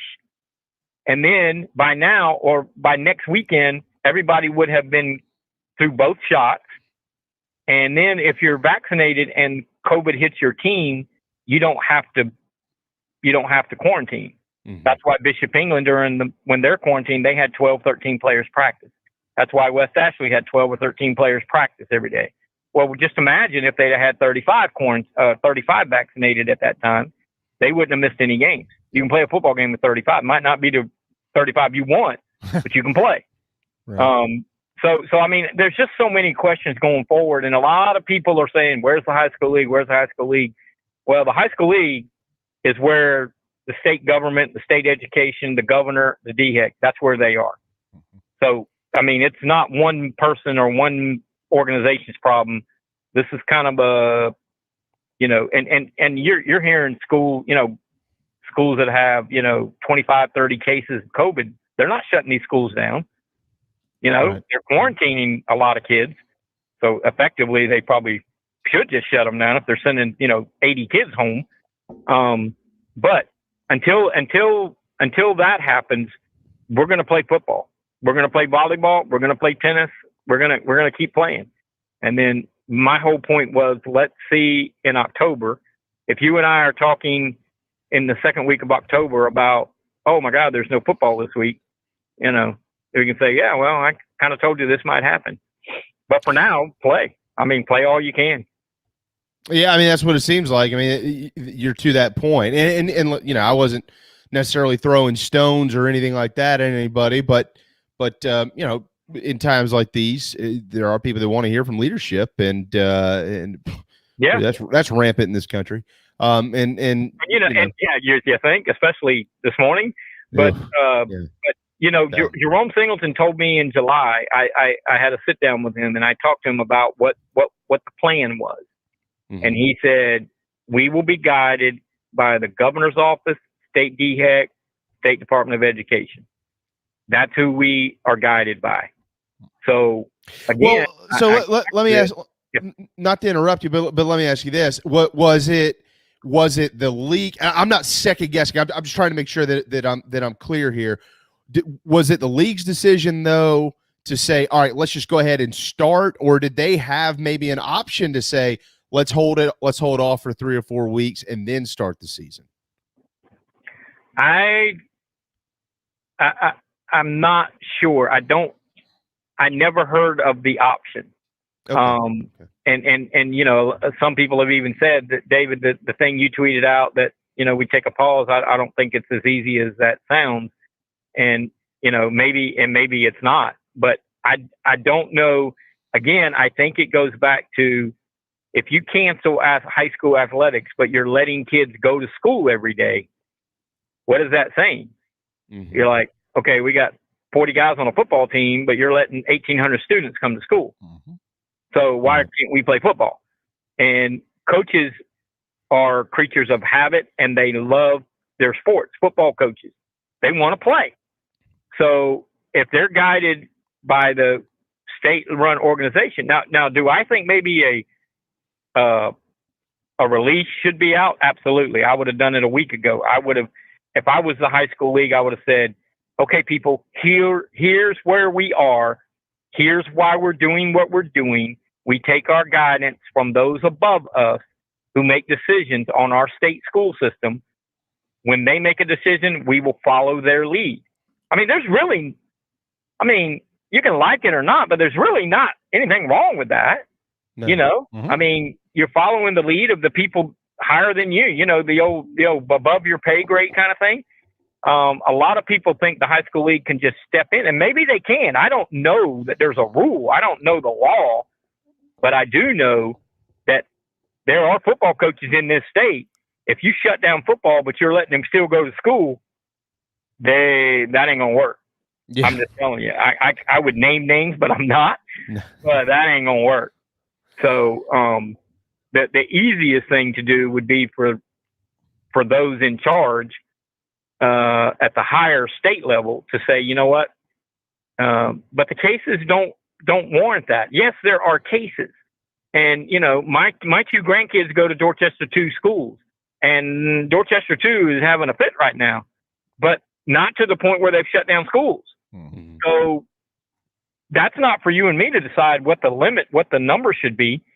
I mean, is it 50%? Is it 20%? Is it 80%? You know, what is it? Well, again, we don't make those calls. So when they make that call, if they make that call, then I think you'll see athletics follow that, the high school league, SCISA, whatever. But I mean, I have heard nothing that where a district has said, you know, I've heard where private schools have kind of shut down because they're smaller camp, you know, they're like, you know, 300-400 students, K through 12, so they can just shut the school down for 2 weeks. But you're talking about, you know, Wando's got 3,800 students, and they've had, you know, I don't know, 25, 30, 40 positives. Does that mean we should shut down the school? I mean, I don't know. Maybe so, maybe not. Again, that's not our call. That's not my call. Well, speaking of Wando, they're going to welcome James Island to town tomorrow night. They're scheduled to at 7:30. An old hated rivalry between the mighty Warriors and those P-Dunk peddly little Trojans. I'm just kidding. Everybody. Hang on. The Wando High graduate. That's the perfect time for me to interject that I talked with Jamar McCoy this morning, because that's our TV game. That's your TV. And he's using every game. It's a bowl game, in his words, for his kid. The game tomorrow night is the Respect Bowl, because people like Wando graduate Jamie Bradford doesn't seem to respect James Island. That's not true. I've always respected James. I was telling somebody the other day, I was telling one of my neighbors who, you know, like the Darren Goldwaters of the world, they moved to South Carolina, David. Although we consider Darren a great South Carolinian, he's been here for well over 20 years. But I was telling my neighbor, I said, man, boy, there was a time when you just didn't mess with James Island, man. Their baseball team, their basketball team, their football team, they were just loaded, and they've certainly gone through the ringer. Wando has too. I mean, Wando's never been any power in football. That's the biggest disgrace in the state, if you ask me. Have 4,000 students, you can't win a freaking state championship in your history. But anyways, they're going to play tomorrow night at 7:30. And you'll be at the game. Darren's going to be calling the game. What do you think? Yeah, that just the fact that I just heard that was a TV game makes my stomach turn. It's a longer night. That game is going to last forever. And I mean, I literally try to schedule myself where the TV game isn't. Even though I like Darren, I like Dean, it's not a personal thing. It's like a deadline thing. And you know, so but I personally think the game will be, like I said, I don't know what to expect. I think, you know, James Island's kind of got that air about, you know, hey, we're coming, we're getting better, we got a new coach, and they got some really good athletes, they got some good players on that defense. Wando, you know, they lost some good players, but their tailback is as good as any in the Low Country. What's his name? I don't know what to expect. I just think it's going to be a very good test for both teams in their first game. I don't think you're going to be able to draw a lot of conclusions. You know, like, okay, going forward, James Island's going to win 9 games and Wando's going winless. But I think they're going to get to answer a lot of questions because they haven't played yet. Well, what's the tailback's name over at Wando? Des Loring. Okay. Oh yeah. Okay. All right. Yeah. He's is he a senior now? He's a good player. He's a senior. He's a senior, a pretty good player. Yeah. Yeah. Pretty good player. Well, as I always say, he'll get the rock tomorrow because I don't know where their passing game is. Again, I don't know anything about Wando other than a couple of guys that are back. As far as what they've been through in the preseason, because they haven't played, they haven't scrimmaged, they haven't been in jamboree, haven't been. You don't know much about them. Rocco Adrian's he's their first year full-time coach. He was the interim last year. They lost some close games. They lost their quarterback. So I don't know. I'm going to be interested to see really how both teams look, considering what they've been through in the preseason. Let me ask this just about Jamar McCoy, because when I talked to him last year, I had this just gut feeling that, I'd buy stock in him and what he's selling. Then I saw him play. Then they make the playoffs. Then I talked to him again today, and I hung up the phone, and the first thing I did was I texted Dean Stevens, who does the games with me, and I said, I'm buying more stock. What do you think of Jamar McCoy and his chances of getting that James Island program where they want it to be? Well, I think he's the right guy. He's the right fit. I think they could have done a lot worse. This guy is a winner. He's a very motivational type guy. If you talk to him, he's very positive. He doesn't talk about the negative things. I say, well, coach, your secondary's kind of inexperienced. No, they're not inexperienced. They just haven't played a lot. So he turns that into a positive. He goes, but they're going to be great, or what. And I don't mean their secondary is bad. I'm just throwing that out there. But he's a very positive guy. And this is how you can know. We had our little Low Country Football Media Day, the first one we've ever had. We had it on Sunday. It was 90-something degrees outside at Cane Bay High School. And we invite all the teams to bring 5 or 6 players in their jersey. We just take headshots. And we talked to a few. And, Justin Beigel from Channel 5 was there and interviewed a few coaches. It was a good event. James Island walks up, coach, 6 players, shirt and tie, with the James Island tie, the blue and orange tie, looking sharp. I'm talking khaki pants, white shirts with the tie, led by their coach. And, they look totally out of place at a football media day. But I'm telling you, that kind of thing right there is what builds the culture. And people are going to be like, oh, so they're going to win because they wore a tie to media day? No, I'm talking about he was able to, you're talking about kids in 2021. Right. It's hard to make them sometimes to wear their pants right. My point is, I think Jamar is the guy for that, to build that culture. They've always had pretty good athletes. They just haven't been pointed in the right direction, or whatever you want to call it. And I'm not knocking the guys that have been before. They've been good coaches. But I think Jamar is the right guy. We'll see. I think they're going to be better this year. But down the road is where where we're going to find out is if they can consistently be a 7, 8, 9 win team, get in the playoffs, make some noise. I don't know about this team. I think they got good running backs, and I think they're going to be good on defense. Again, we're going to find out. But I think what he's building, he's changing the culture of the football program at James Island. And you got to start there. Before you can win games, you got to make kids believe and respect the game, the school, the program, the coaching. You know what I mean? It's got to all come together. And that's where I think Jamar is making a lot of headway. It sounds eerily similar to what Coach Hayes had to deal with when he got to Wando, David, and you'll know exactly what I'm saying. And Wando still has this problem today. And I see that Frankie Mansfield sent us a note that the Wando's quarterback, the starter's out tomorrow in this game. But James Island and Wando, based on what little information I have, they've kind of had the same issues the last forever. They can't get the kids. They can't get the kids out on the football field. David, there's talent on James Island. There's talent at Wando. I know that. I went through the damn school, and I can't tell you how many kids that I was surrounded by that I was like, dude, this kid didn't play football. What is he doing? So about just getting them out there. They don't want to work. They don't want to work. It takes a lot of work to be a high school football player, to be a high school athlete. I'm not putting one sport over the other, but football in August, 94 degrees, beating up on each other for 2 hours every single day. You get the weekend off, and then you come back and you do it again. Then you got to go through, 11, 10 game schedule. A lot of kids don't want to do that. That's what I'm talking about, changing the culture. You got to find a way to, one, get those kids out, and two, keep them out. Make them see that this is going to be good for them down the road, playing a team sport, the physical activity, the mental toughness, maybe an opportunity to go to college for free. Hey, how about that? I've heard a coach tell me one time, he said, we tell our kids, do your parents make a whole lot of money? No, they do these jobs, whatever. How would you like to go to college and it not cost them a dime? Oh, that'd be so great. Well, then get your butt out here on the football field and let's see if we can get you a scholarship. Right. They use that. So it can be used. Not every kid's going to get a scholarship, but you're not going to find out if you don't try. And I think what James Island and Wando have had in the past, and a couple other schools, they can't get those kids to commit to that because it's hard. Yeah. It's hard. Yeah.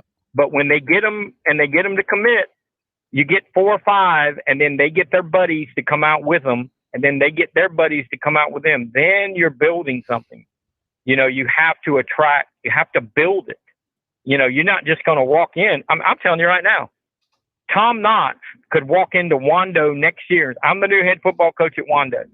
You're going to see a handful of guys come out for football because it's Tom Knotts, but the majority of them are going to be like, okay, so who's that? But I don't even know who Tom Knotts is.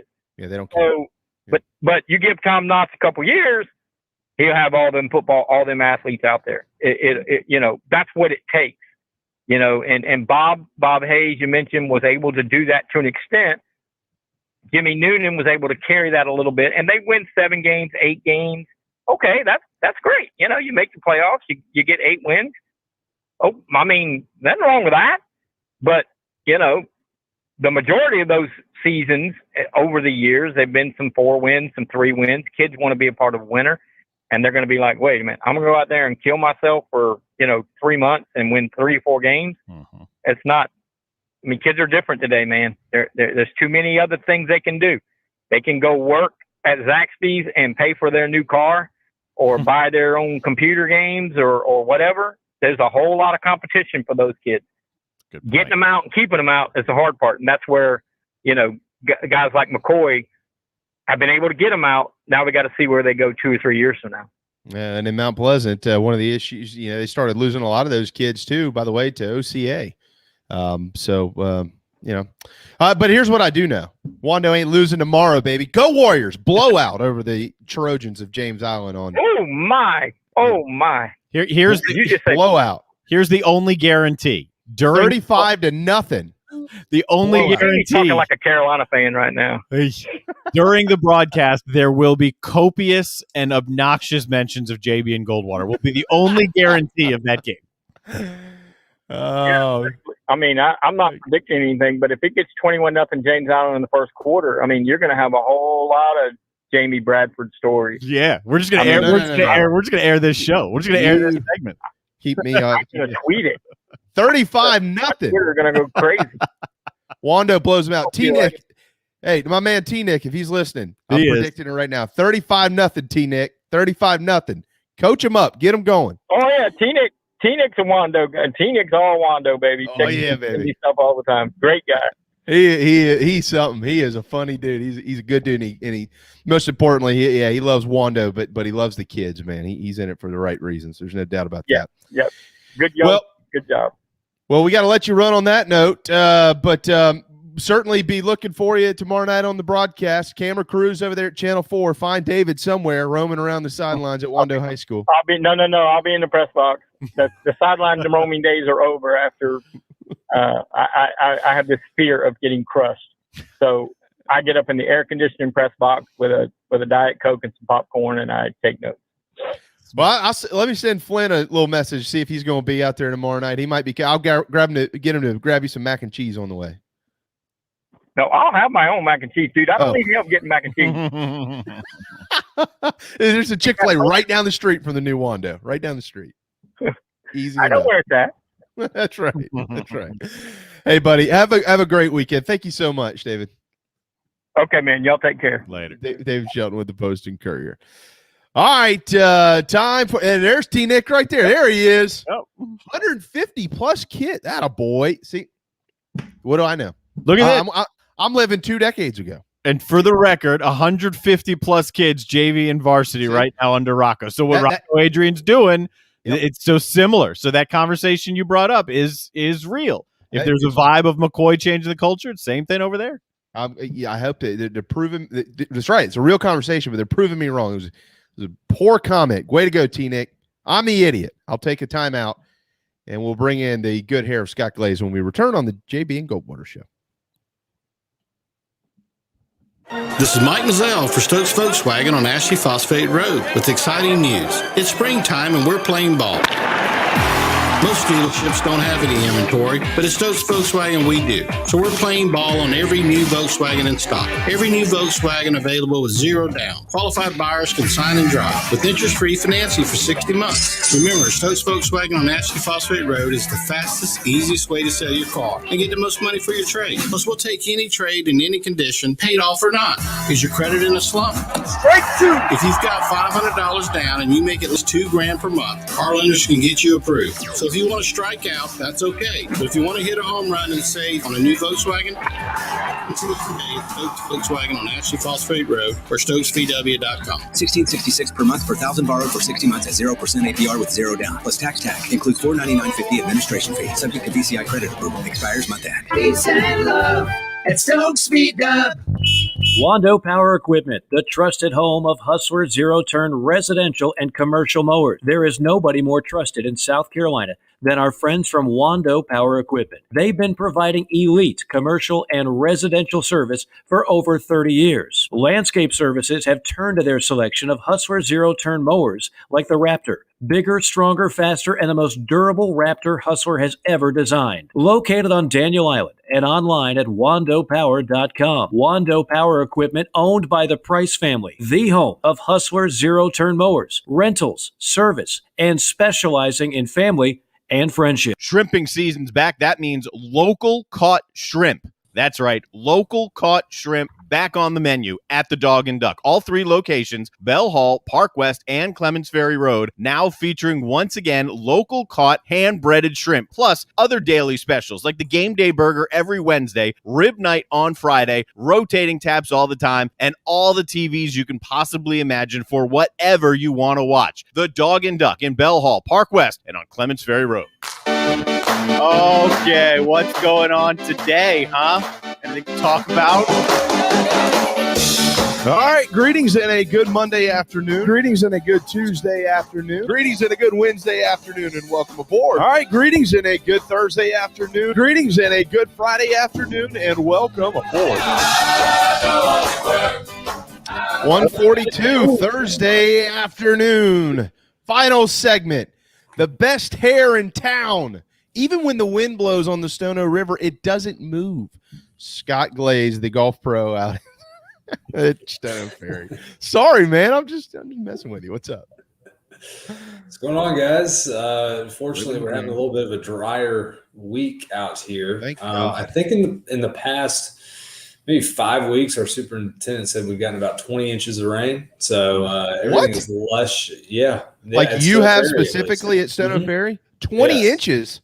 It might be going closer to 6 weeks because it's since we've airified the greens that we've gotten near 20 inches. So that is a lot of rain that we've gotten. So fortunate to have a drier week and have everything to dry out a little bit and get back to our normal practices in terms of golf course maintenance. But it is lush right now. So good time to come play. BRB, Darren. I'm out. I'm headed to Stono. Well, I'm glad it's not raining because the last couple times I've tried to I'm actually trying to put some grass seed, not just the big square chunks of grass in the yard. The last couple times I've done it, it's poured hours later, which didn't help the process at all. Just washed it away. Yeah. I don't know anything about what I'm doing either, but there you go. I'm doing it. I have sodded many a lawn. I would not do the seed. What type of grass do you have? You probably have centipede. I think you do. Yeah. If I could make a recommendation, screw that crap and just go get pallets. Go get a pallet of zoysia. Just get out there and lay it down. Mm-hmm. It's gonna take a while. Who cares if it blends in? But that centipede, the dogs kill it so fast, man. At least from zoysia and Bermuda, obviously, Scott, they recover. I should add champion Bermuda out here is what we have. Oh, and it's something special. I mean, it's something special. Not as long as your hair, but cut perfect. Doesn't move. I know the rough is getting about as thick as that is right now. Okay. You know that we're not picking on you. Like, we genuinely think you have great hair, right? So that's why. Well, hey, thank you. For those of us that are struggling up top, we have to, we got to do what we do around here. All right, hold on. Before we get to what's going on the course today, Darren, the floor is yours. The floor is mine because, Scott, did you watch the end of the FedEx Cup playoffs opening round, the Northern Trust, or the final round of the Northern Trust? No, you didn't. I saw. I did not see it live, but I got to see what happened. Yes. You know why you didn't see it live?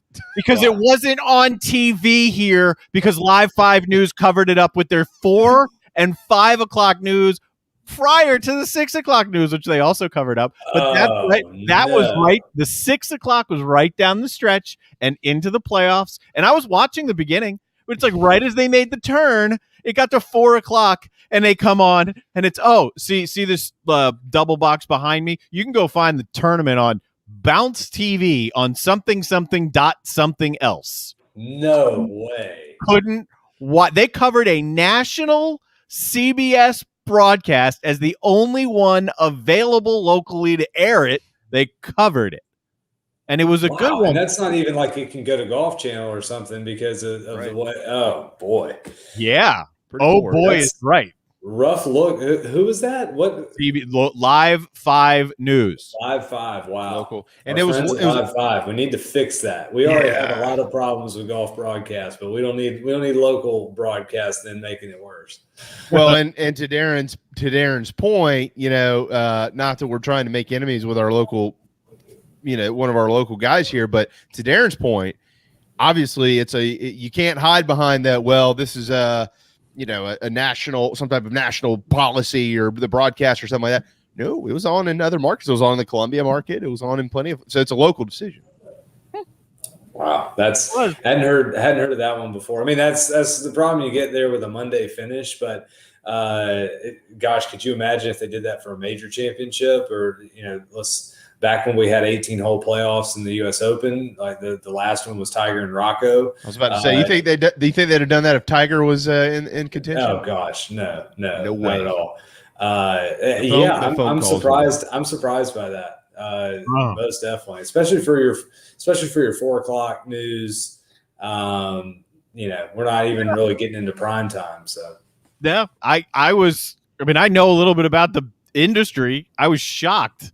I'm sure there's some out in their contract that allows them, because it's a Monday finish, to say as a company we're broadcasting it and it doesn't matter where. And so it's on Bounce TV that no one knows it exists or where to go find it. Yeah, the first time I've heard of Bounce TV. There you go. Yeah.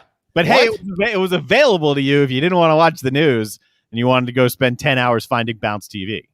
Yeah. Gosh, what a shame. Well, they're playing the BMW. Let's hope this doesn't happen again. Harold Varner and John Rahm are tied at the top of the leaderboard. Rahm is 5 under through 9. Varner is 5 under through 15. So, who's leading the FedEx Cup? Who's in front? So Tony Finau is now leading the FedEx Cup after winning. That's the first time in 5 years. That's why it's such a shame that in the Charleston market, people couldn't see Tony to cap off that win. That's the first time he's won in like 5 years. We can kiss the Puerto Rico Open curse goodbye. That was his only win on the PGA Tour, and there are kind of grumblings on like kind of underground tour stuff that there's a curse of the Puerto Rico Open. You win the Puerto Rico Open, you don't win again on the PGA Tour. You go look at past champions of the Puerto Rico Open, and that had yet to happen. However, Victor Hovland was the first to do it, the first to win the Puerto Rico Open and then go win another golf tournament. So he started to shake the curse there for Tony. Tony then finally got the monkey off of his back. He'd had 39 top 10 finishes in the world since his last win. Wow. There have been 126 players to win on the PGA Tour since Tony Finau last won. So it's a great story that Tony finally came through, one of the more likable guys on tour, been extremely successful, been on Ryder Cup teams, President's Cup teams, always hanging around these tournaments. Always seemed to be a bridesmaid, never a bride. Won a huge tournament with the Northern Trust to then now vault him to the front of the FedEx Cup. That's the way that the points are very backloaded for these playoff events. So Finau's first, Jon Rahm second, Cameron Smith third, Patrick Cantlay fourth, Justin Thomas fifth, and then last week's number one ranked players, now down to six. That's Colin Morikawa, who did not play great last week. But Jon Rahm, he's going to be hard to beat for sure. He came into the FedEx Cup last year looking like he was going to win, especially after winning this event last year that was at Olympia Fields, beating Dustin Johnson in a playoff, making that huge putt of like 80 feet, I think, on the first playoff hole. In his last 19 worldwide rounds, Jon Rahm is making a birdie or eagle on 30% of his holes played. That's absurd. 30% of the holes, almost every third hole, he's making a birdie or an eagle. His scoring average over those last 19 rounds, and today's going to be his 20th round, is going to be, it is 67.3. But he's already 5 under through 9. The guy's playing phenomenal golf. He's going to be really hard to catch. What was great to see last week, a couple guys, Keith Mitchell being one of them, to play his way into the BMW this week. He made a birdie there on the 18th hole. He jumped from like 111th or so in the rankings into the top 70 to earn himself a bid this week. Same with Tom Hoagie. He went from 108th to 48th. So now he's got a legitimate shot to get into the Tour Championship. He's a shot back, by the way. He's at 4 under. So he's playing great golf right now. He ended up finishing top 5 last week. So that's what we have to watch for this week, are the guys that are hovering right around that 30 mark. You're a made man, so to speak, if you make it to the Tour Championship. It's going to get you in all 4 majors next year. It's going to get you a lot of money. I think last place is guaranteed to at least make $400,000 in the Tour Championship next week. So it's going to make you a lot of money. It's going to get you into all 4 majors in 2022. It's going to get you into all invitationals, all WGC events. So it's really it's such a goal for a lot of guys. I look at Max Homa, who's right now entering this week at 30th in the FedEx Cup standings, and for a guy who's won this year, he's taken his game to the next level the last couple of years. To finish the year playing in the Tour Championship as one of the 30 best players for the year is a tremendous accomplishment. So going to have a lot of bubble guys. We've got Rory McIlroy right on the bubble, Charlie Hoffman, Max Homa. On the outside looking in, you have Kevin Kisner, Keegan Bradley, Cameron Tringale, who's having the best season of his over decade-long career, has a chance to make the Tour Championship. So a lot of fun things to watch this week and see who can position themselves, because as we go into East Lake next week, that's when we have the staggered start, where your leader is going to start at 10 under, and then we go on down the board until places, I think 25 through 30, or maybe it's 20 through 30. You have to look exactly. You're going to start at even par. So we have a staggered start to ensure that whoever wins next week, Tour Championship at East Lake, is also your FedEx Cup champion. So there's going to be a lot of jockeying for that. Really kind of hard to say right now who, even though we do have a leader, hard to say who is in the driver's seat just yet. So let me give everybody kind of an update on where things stand. First of all, in this tournament, I mentioned that Varner and Rahm at 5 under. DJ's right there at 4 under as well. Dustin Johnson, Koepka's at 2 under, and Tony Finau, who won last week, he is at 2 under as well. Just some of the notables kind of to pass along here. But as far as the FedEx Cup goes, the top 10 in order: Finau, Rahm, Cameron Smith, Patrick Cantlay at 4, JT at 5, Morikawa at 6, Spieth at 7, Harris English checks in at 8, DeChambeau at number 9, and rounding out the top 10 is Abraham Answer. That is what your top 10 looks like. So, from what I'm understanding, though, here is like the top 10. This isn't like any other sport. Like, if you're near the finish line in college football and you got 2 weeks left in the season, somebody in that top 10 is probably going to win the national championship. But you could easily come from outside the top 10 here and win the FedEx Cup. Yeah, you could. It's going to be really hard to do so. If you're in the top 10, it's possible. It's absolutely possible. It's mathematically possible. If you go tee it up next week at East Lake, you have a chance. You could be 30th in the rankings. You're going to start 10 shots behind the leader, but there is a chance. What if Dustin Johnson wins this weekend? He's right now. He's 22nd. So you can come like in Jamie's example. If you're 10th in the rankings with 2 weeks left in football, you're not making the playoffs. If you're 10th in the rankings with 2 weeks left in golf, you win this week, and maybe you can win, right? Yeah, exactly. Like if you go to PGAtour.com, they do a good job with their FedEx Cup rankings with their starting ranking and their projected ranking. If the tournament were to end right now, Harold Varner being in first, he would go from 56th to 4th.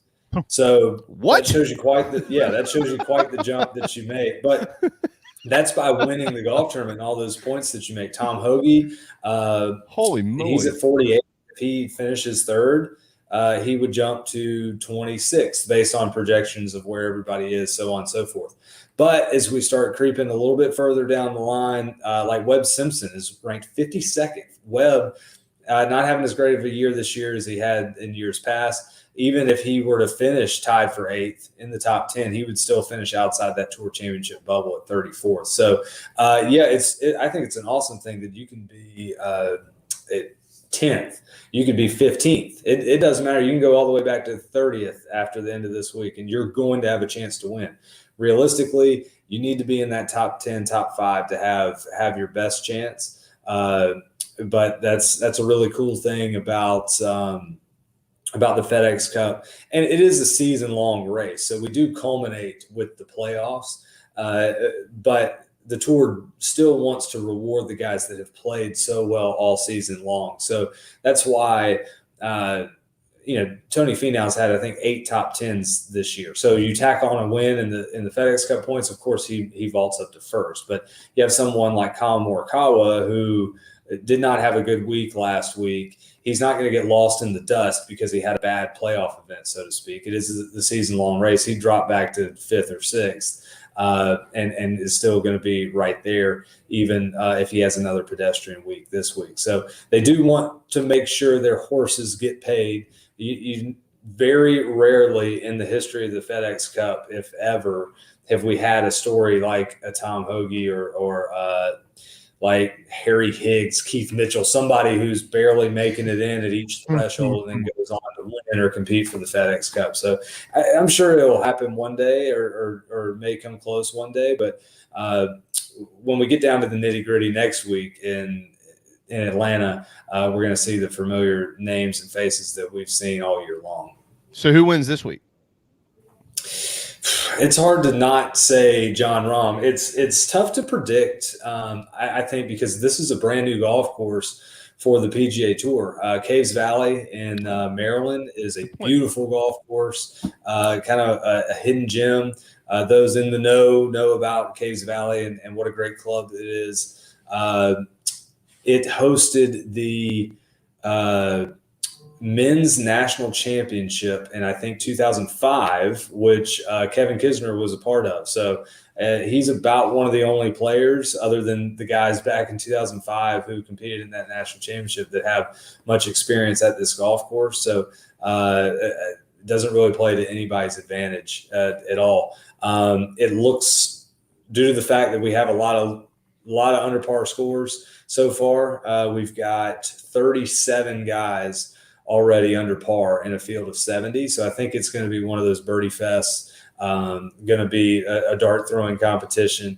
And right now, John Rahm is the best in the world for a reason.